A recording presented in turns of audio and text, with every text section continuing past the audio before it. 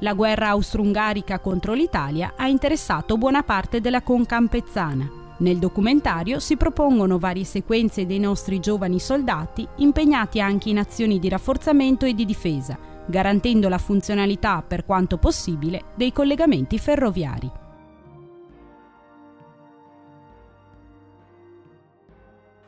Qui a Cortina la popolazione attendeva con ansia le notizie che arrivavano dal fronte della Russia e le decisioni anche del Regno d'Italia. Il 24 maggio le truppe attraversarono il confine di Acquabona, però rimasero ferme in zona, non si decisero di occupare immediatamente il centro di Cortina perché temevano che fosse ancora difeso dalle truppe austro-ungariche. In effetti non c'era più un soldato a Cortina dal 19 maggio perché si erano tutti trincerati sopra Sompouses in attesa degli assalti delle truppe italiane.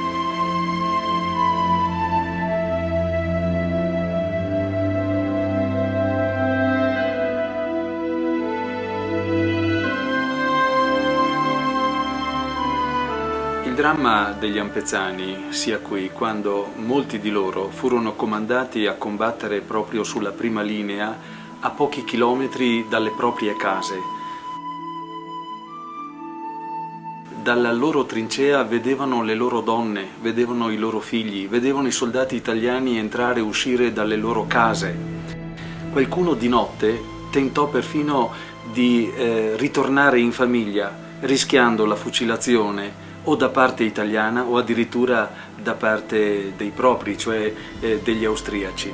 Rischiarono quindi il tutto e per tutto. Molti furono anche allontanati, ma furono allontanati per essere mandati in trincee ancora più pericolose di quelle che erano di fronte a casa loro.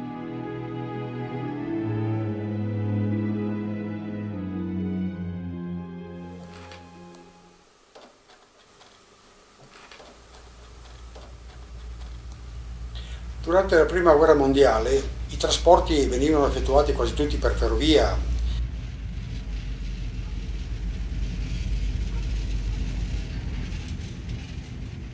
I camion sulle strade ce n'erano pochi, poi ancora rudimentali e di scarsa affidabilità.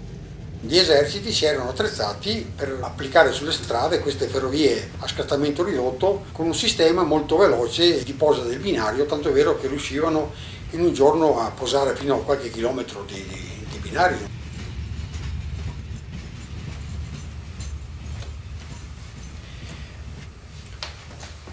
Treni di questo tipo arrivavano a Calalzo e portavano su, con queste tradotte militari, carrozze 100 porte di terza classe, portavano su i soldati destinati al fronte dolomitico.